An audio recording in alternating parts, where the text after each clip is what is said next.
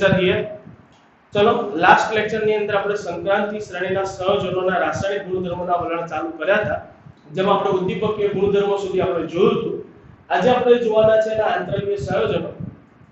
मैं लेक्चर चालू करो એ પહેલા કહી દઉં કે જો હજી તમે મારી ચેનલ સબસ્ક્રાઇબ નથી કરી તો પહેલા YouTube પર જઈને મારી channel chemistry with aspiration subscribe કરી દો, જેથી નવા વિડિયો જે પણ મૂકું છું એની અપડેટ તમને મળે. ઓકે, ચલો તો સ્ટાર્ટ કરીએ આપણે. તો આજે આપણે જોવાના છે સંક્રાંતિ શ્રેણીના આંતરલીય સંયોજન. નામ જેવું છે જેને અને બહુ ઈઝી ટોપિક છે આજના બેટા. ખાલી લેક્ચરમાં ધ્યાન રાખશો, થોડો નાનો લેક્ચર બનશે પણ લેક્ચરમાં ધ્યાન રાખશો તો ફટ દઈને ખબર પડી જશે. ચલો તો જોવાનું છે આપણે આંતરલીય સંયોજનોનું નિર્માણ. પહેલા તો આ નામ પરથી જ તમને આંતરલીય સંયોજનો વિશે ખબર પડી જવી જોઈએ, પણ ના પડી હોય તો કહી દઉં કેમ આને આંતરલીય સંયોજન કહેવાય. તો જનરલી ડી વિભાગની અંદર બધી ધાતુ તત્વો છે અને જનરલી ધાતુ તત્વો આપણને સ્ફટિક સ્વરૂપે મળે. હવે એની સ્ફટિક ગોઠવણીમાં આ જે ધાતુ પરમાણુ હોય એકબીજાની નજીક નજીક આવી રીતે ચિપકીને ગોઠવાયેલા હોય. હવે જ્યારે એકબીજાની નજીક નજીક ગોઠવાય છે ત્યારે એમની વચ્ચે કેટલીક જગ્યા તમને દેખાતી હશે, ખાલી જગ્યા છે. હું અત્યારે આ અલગ કલરથી તમને બતાવું છું. આ જે વચ્ચે દેખાય છે ખાલી જગ્યા જે છે એ ખાલી જગ્યાને કહેવાય આંતરલીય ભાગ, આંતરલીય છિદ્ર. આ જે કેસરી રંગથી દોર્યા છે એ છે આંતરલીય છિદ્ર.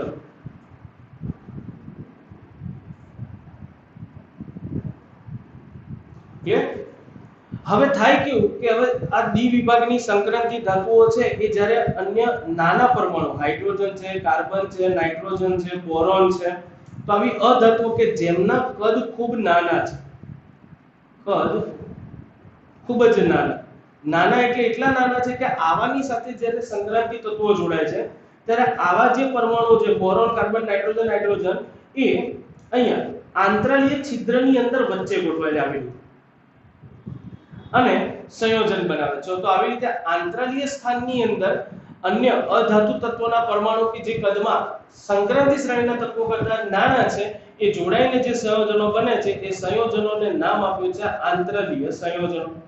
બોલો તો હવે ખબર પડી ગઈ આંતરલીય સંયોજનો શું છે? ક્લિયર છે? તો આગળ વધીએ છીએ. ચલો તો એવા આંતરલીય સંયોજન વિશે ટૂંક નોંધ છે. હવે તમને બધાને બહુ ઝડપથી ખબર પડી જશે કે સંક્રાંતિ ધાતુઓના સ્ફટિક લેટિસ એટલે રચનામાં અંદરના ભાગમાં નાના અણુઓ લાઈક ધેટ હાઇડ્રોજન હોય, કાર્બન હોય, નાઇટ્રોજન હોય કે બોરોન હોય એ ગોઠવાય છે ત્યારે આંતરલીય સંયોજનો બને છે. અને આ સંયોજનો સામાન્ય રીતે બિન તત્વયુગ્મિતીય હોય છે. ખાસ યાદ રાખજો કેમ બિન તત્વયુગ્મિતીય કીધા? તો જનરલી હું તમને એમ કહું કે મીઠું તો એનું સૂત્ર શું લખવાનું આપણે? NaCl. હવે NaCl સૂત્ર લખો તો એની અંદર તત્વોનું પ્રમાણ 1:1 થાય, જે હંમેશા ફિક્સ હોય. દુનિયામાં ગમે ત્યાં મીઠું જૈન બનાવો બને જે પણ મળે એની અંદર પરમાણુઓનું પ્રમાણ ફિક્સ હોય. તો ઇટ્સ કોલ્ડ તત્વયુગ્મિતીય પ્રમાણ, જેમનું ફિક્સ હોય. લાઈક ધેટ મેગ્નેશિયમ ઓક્સાઇડ તો MgO, એમાં મેગ્નેશિયમ ઓક્સિજન 1:1 હોય. H2O હાઇડ્રોજન ઓક્સિજનનું પ્રમાણ 2:1 હોય. તો આ બધા એવા સંયોજનો છે કે જેમાં તત્વોના પ્રમાણ ફિક્સ છે, પણ આંતરલીય સંયોજન બને એની અંદર ઘટક તત્વોનું પ્રમાણ ફિક્સ હોતું નથી. એટલે મારો કહેવાનો અર્થ તમે વિચારો ને હાઇડ્રોજન, ઓક્સિજન, નાઇટ્રોજન, કાર્બન જોડાવાના છે. ઓક્સિજન, કાર્બન, નાઇટ્રોજન, બોરોન ને તો એ જનરલી ક્યાં જોડાવાના? આંતરલીય છિદ્ર. તો એવું જરૂરી નથી કે દરેક વખત એક સરખી રીતે આંતરલીય છિદ્રમાં ગોઠવાય, અલગ અલગ રીતે પણ ગોઠવાઈ શકે. તો એટલા માટે થઈને એમના જ્યારે સૂત્ર લખવામાં આવે લગભગ તમને કેટલાક ઉદાહરણ આપે છે, જેમ કે ટિટાનિયમ કાર્બાઇડ. જો યાદ રાખજો હાઇડ્રોજન જોડાય તો એવા સંયોજનોને કહેવાય હાઇડ્રાઇડ સંયોજન. નાઇટ્રોજન જોડાય એટલે કે નાઇટ્રોજન છિદ્રમાં ગોઠવાય હોય તો એવા સંયોજનોને કહેવાય નાઇટ્રાઇડ સંયોજન. કાર્બન જોડાય તો એવા સંયોજનોને કહેવાય કાર્બાઇડ સંયોજન. અને બોરોન જોડાય તો એવા જે આંતરલીય સંયોજનો છે બધાને કહેવાય બોરાઇડ સંયોજન. ક્લિયર?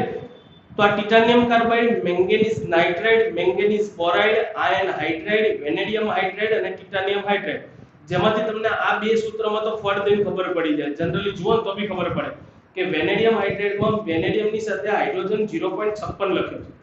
એટલે જનરલી આને પૂર્ણાંક સંખ્યામાં લઈ જવા 100 વડે ગુણો તો વેનેડિયમ જ્યારે 100 હોય તો હાઇડ્રોજન કેટલા જોડાયેલા છે? 56. હવે આ પ્રમાણ ફિક્સ હોતું નથી. મેં કીધું જુદી જુદી વખતે જુદું જુદું પણ હોઈ શકે. વધુમાં એમની જો તમે ઓક્સિડેશન અવસ્થા ગણો બધાની, તો બધાની ઓક્સિડેશન અવસ્થા તમને વિચિત્ર મળશે. જો જનરલી તો લખ્યું છે કે સૂત્રો ધાતુની સામાન્ય ઓક્સિડેશન અવસ્થા દર્શાવતા નથી. તેમના સંઘટનના સ્વભાવના કારણે આ સંયોજનોને આંતરલીય સંયોજન તરીકે ઓળખાય. એટલે કે આવું સંઘટન શું કામ બને?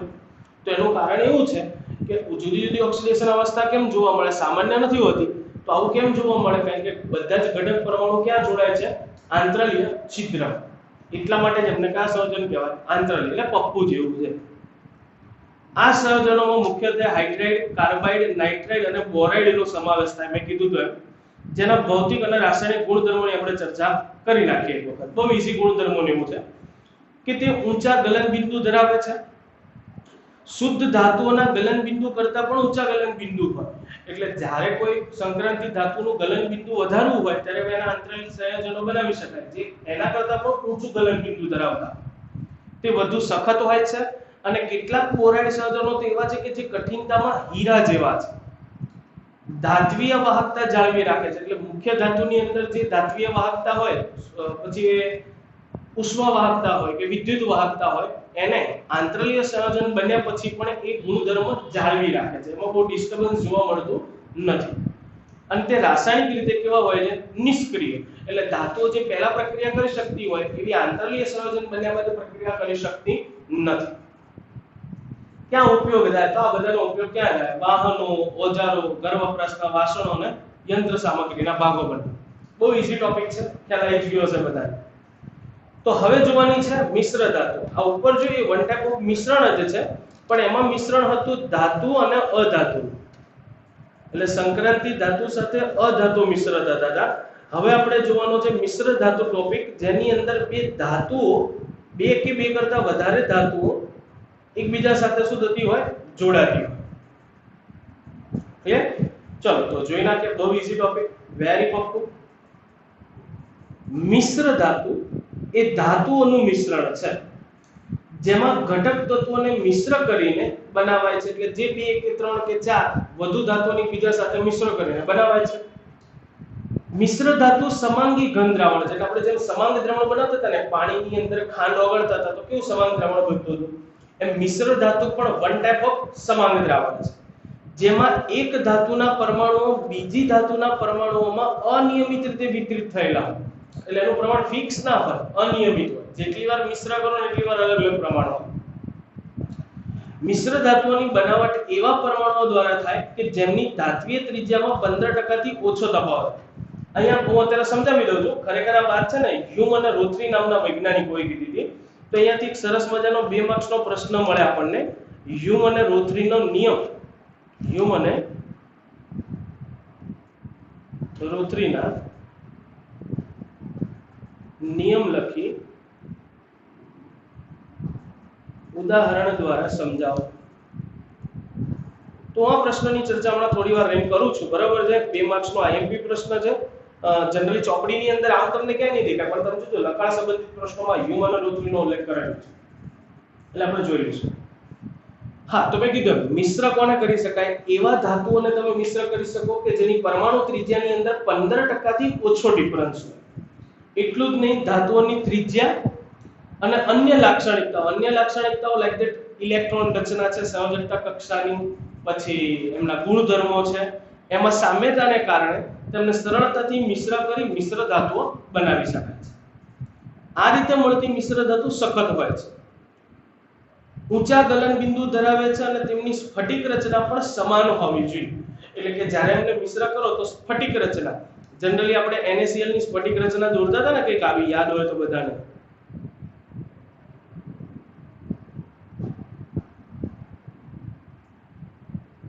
આવી રીતનું આખું ચોરસ બનાવતા હતા.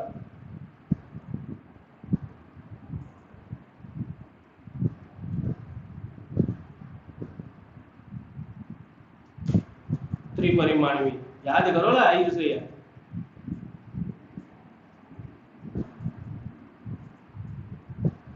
આવી આખી સ્ફટિક રચના હતી NaCl ની, યાદ છે? તો આવી જે સ્ફટિક રચનાઓ હોય સ્ફટિક રચના સમાન હોવી જોઈએ. ખરેખર આમ તો તમને છે ને આ સ્ફટિક રચના અથવા તો લેટિસ રચના જે છે સ્ફટિક રચના કે લેટિસ રચના કોઈ એક જ થાય. એના વિશે તમને ખબર પડશે ધોરણ 12 ચેપ્ટર 1 જે હજી આપણે ચલાવવાનું બાકી છે એની અંદર આવશે જુદી જુદી રચનાઓ એફસીસી, સીસીપી, બીસીસી, પછી એચસીપી, ફલક કેન્દ્રિત ક્યુબિક ક્લોઝ પેક રચના, ક્યુબિક ક્લોઝ પેક રચના, બોડી સેન્ટર્ડ અંતઃ કેન્દ્રિત હેક્સાગોનલ ક્યુબિક ક્લોઝ પેક રચના, એવી ઘણી બધી રચનાઓ છે જેના વિશે તમને ત્યાં ખબર પડી જશે. પણ આ કહેવાનો અર્થ એવો છે કે જ્યારે ધાતુ સ્ફટિક સ્વરૂપે મળે તો એ સ્ફટિકની ગોઠવણી બધાની એક સરખી હોય અને એમને મિશ્ર કરો તો એક સરખી રીતે મિશ્ર થઈ શકે છે. જેમાં સૌથી વધુ પ્રચલિત છે ફેરસ Fe+2. હા, આનો ઉપયોગ જનરલી આપણે વધારે કરી રહ્યા છીએ. કેમ વધુ પ્રચલિત એટલા માટે છે વિવિધ પ્રકારના સ્ટીલ અને સ્ટેનલેસ સ્ટીલના ઉત્પાદન માટે ક્રોમિયમ, વેનેડિયમ, ટંગસ્ટન, મોલિબ્ડેનમ અને મેંગેનીઝનો ઉપયોગ થાય. તો આને જુદા જુદા પ્રમાણમાં લોખંડની સાથે મિશ્ર કરો સ્ટીલ, સ્ટેનલેસ સ્ટીલ, વધુ સારું ગુણવત્તાનું સ્ટીલ આવું મેળવી શકીએ છીએ. સંક્રાંતિ ધાતુઓ બિન સંક્રાંતિ ધાતુઓ સાથેની મિશ્ર ધાતુઓ જેવી કે પિત્તળ. એટલે આ બિન સંક્રાંતિ કોને કીધું હતું? તો યાદ કરો ને યાર, આપણે ઉપર કારણો ભણી ગયા 2 માર્ક્સ ના. હોય ડી વિભાગનું તત્વ પણ એની ડી કક્ષક જે છે સંપૂર્ણ ભરાયેલી ભૂમિ અવસ્થા કે કોઈ પણ ઓક્સિડેશન અવસ્થામાં. તો યાદ કરો ઝિંક જે બિન સંક્રાંતિ છે પણ કોપર સંક્રાંતિ છે અને એ બંનેને મિશ્ર કરો તો બને પિત્તળ. આ બધા ખાસ યાદ રાખવા એમસીક્યુ માટે. આમ તો તમે બચી ગયા તો ચાલો કેમ કારણ કે ન્યુ કોર્સની અંદર કોષ્ટક આવતું હતું ને કાઢ નાખ્યું. બાકી કોષ્ટકની અંદર પર્સન્ટેજ સાથે પ્રમાણ આપ્યા હતા અને ગોખીન જવાબ એમસીક્યુ પૂછાતા હતા. કાસુ કોપર અને ટીનનું મિશ્રણ છે. આવી ઘણી અને આ બધા જ ઘણું બધું ઔદ્યોગિક મહત્વ ધરાવે છે એટલે ઉદ્યોગોમાં તે બહુ જ ઉપયોગી છે. ક્લિયર? ચલો આગળ વધીએ. સમજી. તો હવે આપણે જોવાનું છે સંક્રાંતિ તત્વોના કેટલાક અગત્યના સંયોજનો. ખરેખર કહું અગત્યના સંયોજનોની જે વાત કરી છે એમાં મેઇન તો બે જ છે, પોટેશિયમ ડાયક્રોમેટ અને પોટેશિયમ પરમેંગેનેટ. પણ તોય પહેલા જ થોડું બકવાસ કર્યું છે ને બધો જ બકવાસ એટલે કે ટૂંકમાં બધા જ મુદ્દા મેં આગળ ભણાવી દીધા. હા, તમને ના કરવું હોય તો તમને કહી દઉં, તમારી જાણ. પહેલું જ જોવાનું છે આપણે ઓક્સાઇડ અને ઓક્સો એનાઇડ. આવી ગયું તું નહીં? મેં કીધું તું તૈયારી કરો નકર મળી જશે આમાં. જે બી જોશો નવું જ લાગશે એટલે એના કરતા તૈયારી કરતા રહેજો. ઊંચા તાપમાને સંક્રાંતિ ધાતુઓની ઓક્સિજન સાથેની પ્રક્રિયા દ્વારા ઓક્સાઇડ સંયોજનો બનાવાય છે. જેમાં સ્કેન્ડિયમ સિવાયની બધી જ ધાતુઓ એમો પ્રકારના ઓક્સાઇડ સંયોજનો બનાવે. એટલે સ્કેન્ડિયમ જે છે ને એ સ્કેન્ડિયમની અંદર SCO પ્રકારનો ઓક્સાઇડ બનતો નથી. જ્યારે બાકીના બધા જેમ કે તમને ખબર છે FeO છે, MnO છે, તો આવા બધા ઓક્સાઇડ સંયોજનો મેળવી શકાય છે પણ સ્કેન્ડિયમમાં મેળવી શકાતો નથી. અરે સોરી માય મિસ્ટેક. શું મિસ્ટેક? હું આ ચલાવું ને પહેલા તમને મેં કીધું હતું ને 2 માર્ક્સમાં IMP પ્રશ્ન મને યાદ આવી ગયો અહીંયા છે. ઓકે, મેં ડિકાઉટ કરી રાખ્યું છે જેથી તમને સમજવામાં સરળતા પડે મુદ્દા વાઇઝ. તો હ્યુમ અને રોથરીના નિયમો તમે કેપ્ચર કરી લેજો. છેલ્લે લખેલું નથી કે એટલે તમને લખતા ફાવે. હું મુદ્દા બોલું છું સમજાવું છું. તો હ્યુમ અને રોથરીનું કેવું શું હતું? મિશ્ર ધાતુ બનાવતી વખતે બે ધાતુઓના પરમાણુય કદ સમાન હોવા જોઈએ. ઉપર આપણે થોડા અલગ કલરથી લખીએ. બે ધાતુઓના પરમાણુય કદ સમાન હોવા જોઈએ. એટલે કે એમની કદની વચ્ચે 15% થી પણ ઓછો તફાવત હોય તો એમાંથી વધુ સુયોગ્ય મિશ્ર ધાતુ બનાવી શકાય. બીજું, મિશ્ર ધાતુ બનાવતી વખતે એટલે કે બનતી વખતે ધાતુના રાસાયણિક ગુણધર્મો સમાન હોવા જોઈએ. એટલે કે તેમની સંયોજકતા કક્ષાની ઇલેક્ટ્રોન રચના સમાન હોવી જોઈએ. એટલે એવી ધાતુઓને જો મિશ્ર કરો કે જે એક જ સમૂહમાં હોય તો એની સંયોજકતા કક્ષાની ઇલેક્ટ્રોન રચના સમાન હોય તો રાસાયણિક ગુણધર્મો બી ઓટોમેટિક કેવા થઈ જાય? સમાન. અને મિશ્ર ધાતુ બનાવતી વખતે તેમની સ્ફટિક રચના સમાન હોવી જોઈએ. ઉદાહરણ આપણે આપવાનું છે તો લખવાનું કે સૌથી બેસ્ટ ઉદાહરણ છે 22 કેરેટ સોનું.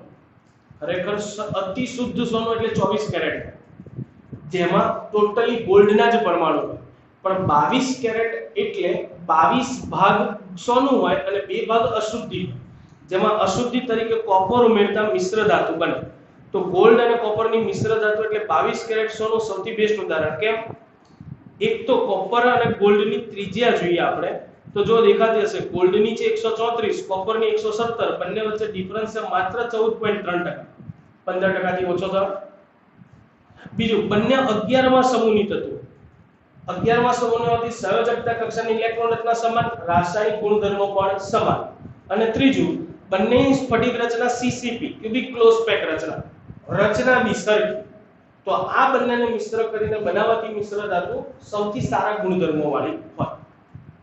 જી Pappu, very Pappu. Done. Capture કરી લેજો, સ્ક્રીન ઉપર દેખાતું હશે તમને. ચલો તો આગળ વધીએ છીએ. હા, હવે આપણે પાછા આપણા ટોપિકમાં આવી જઈએ છીએ. તો આપણે ભણતા હતા ઓક્સાઇડ સંયોજનો વિશેની વાત કરતા હતા. તો એ વાત એવી હતી, મેં કીધું ઓક્સિજન સાથે પ્રક્રિયા કરો ઊંચા તાપમાને તો સંક્રાંતિ તત્વો ઓક્સાઇડ બનાવે છે, જેમાં સ્કેન્ડિયમ છે એ SCO એટલે કે એમો પ્રકારનો ઓક્સાઇડ બનાવી શકતો નથી, જ્યારે બાકીના બધા એમો પ્રકારના ઓક્સાઇડ બનાવે છે. અને આ જે એમો પ્રકારના ઓક્સાઇડ બને ને આયનીય હોય. કયા પ્રકારના? એમો પ્રકારના ઓક્સાઇડ. તમે નોટ ડાઉન કરી લેજો બેટા. આખો ટોપિક મેં કીધું તો એમ હજી બી કહું છું તમને કે MCQ માટે આ IMP છે. MCQ માટે મોસ્ટ IMP. એટલે હું અલગ નહીં કરું, તમારે અલગ કરી લેવાના છે. ઓક્સાઇડ સંયોજનોમાંથી સૌથી ઊંચો ઓક્સિડેશનાંક સમૂહ ક્રમાંકને સમાન હોય છે, જેવું સ્કેન્ડિયમ થી મેંગેનીઝ સુધી થાય, જેમાં મેંગેનીઝ નો +7 અને સ્કેન્ડિયમ +3 ત્રીજા સમૂહનું તત્વ સ્કેન્ડિયમ, મેંગેનીઝ સાતમા સમૂહનું તત્વ. તો એમના સમૂહ ક્રમાંક જેટલો મેક્સિમમ ઓક્સિડેશનાંક ઓક્સાઇડ સંયોજનમાં જોવા મળે. પણ શેમાં? સ્કેન્ડિયમ થી મેંગેનીઝ સુધી. એના પછી સમૂહ 7 પછી Fe2O3 ઉપરના Fe ના ઓક્સાઇડ સંયોજનો જાણીતા નથી કે Fe માં મેક્સિમમ કેટલો જોવા મળે? +3. એનાથી વધુ જોવા મળતો નથી. ઓક્સાઇડ સંયોજનો ઉપરાંત ઓક્સો કેટાયનો, જેમ કે વેનેડિયમની +5 ઓક્સિડેશન અવસ્થા, અહીંયા ખોટું લખેલું છે, ત્યાં આવશે VO2+ તરીકે હોય છે. વેનેડિયમની +4 ઓક્સિડેશન અવસ્થા VO+2 માં હોય છે. ટિટાનિયમની +4 ઓક્સિડેશન અવસ્થા ટિટાનિયમના ઓક્સાઇડમાં હોય છે. એટલે કહેવાનો અર્થ એવો છે કે ઓક્સાઇડ સંયોજનો ઉપરાંત ઓક્સો એનાયનોમાં પણ જે તે તત્વોની ઉચ્ચતમ ઓક્સિડેશન અવસ્થા જોવા મળે છે. તો MCQ માટે અલગ કરી રાખજો કે વેનેડિયમ +5 અવસ્થા શેની અંદર જોવા મળે? તો એના ઓક્સો એનાયન VO2+ માં. V+4 ઓક્સિડેશન અવસ્થા શેમાં જોવા મળે? VO2+ માં. ટિટાનિયમની +4 શેમાં જોવા મળે? TiO+2 માં. ક્લિયર છે? રેજર છે? તો આગળ વધીએ. હવે તો પ્રોપર બોફણવટ. કારણ કે હવે જે છે યાર, એમાં હું કઈ ના કરી લાઈક ધેટ. ધાતુઓના ઓક્સિડેશનાંક વધે તેમ ઓક્સાઇડ સંયોજનોનું આયનીય લક્ષણ વધે. જેમ કે મેંગેનીઝના કિસ્સામાં Mn2O7 સહસંયોજક લીલો તૈલી પદાર્થ છે. કેમ? કારણ કે ઓક્સિડેશન અવસ્થા આમાં મેંગેનીઝની +7 છે. હવે +7 જેમ વધુ ઊંચી ઓક્સિડેશન અવસ્થા એમ આયનીય લક્ષણ ઘટે. તો કયો વધે? સહસંયોજક. એટલે મેંગેનીઝનો ઓક્સાઇડ સહસંયોજક હોય, લીલા રંગનો તૈલી પદાર્થ છે, એમાં હું કાઈ ના કરીએ, ગોખવું પડે. ક્રોમિયમ ટ્રાયોક્સાઇડ, વેનેડિયમ પેન્ટોક્સાઇડ નીચા ગલન બિંદુ ધરાવે છે અને ઊંચા ઓક્સાઇડ સંયોજનોમાં એસિડિક લક્ષણ મુખ્ય હોય. એટલે જેમના ઓક્સિડેશનાંક વધુ છે એમાં મુખ્ય લક્ષણ કયું હોય? એસિડિક. જેમ કે મેંગેનીઝનો ઓક્સાઇડ છે એમાંથી એસિડ બને HMnO4.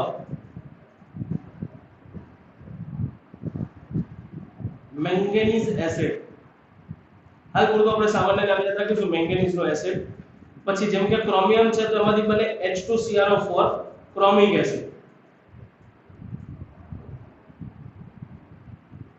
ક્લિયર? પછી ક્રોમિયમ ટ્રાયોક્સાઇડ માંથી જ ક્રોમિક એસિડ પણ બને અને H2Cr2O7 બી બને, જેને કહેવાય ડાયક્રોમિક એસિડ.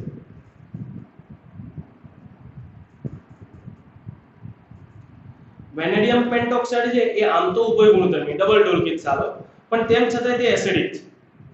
પણ VO4-3 અને VO2+ એવા ક્ષાર આપે. એટલે વેનેડિયમ જે ઉભય ગુણધર્મી છે ને વેનેડિયમ પેન્ટોક્સાઇડ, એ આવા પ્રકારના ક્ષાર બનાવે, આવો ઋણાયન અને ધનાયન ધરાવતા ક્ષાર બનાવે છે. વેનેડિયમના કિસ્સામાં V2O3 જે એ બેઝિક છે, એનાથી ઓછું બેઝિક છે V2O4. એટલે આમ તો જનરલી V2O4 છે ને એ ઓછું બેઝિક છે અને ઉભય ગુણધર્મી છે વેનેડિયમ પેન્ટોક્સાઇડ.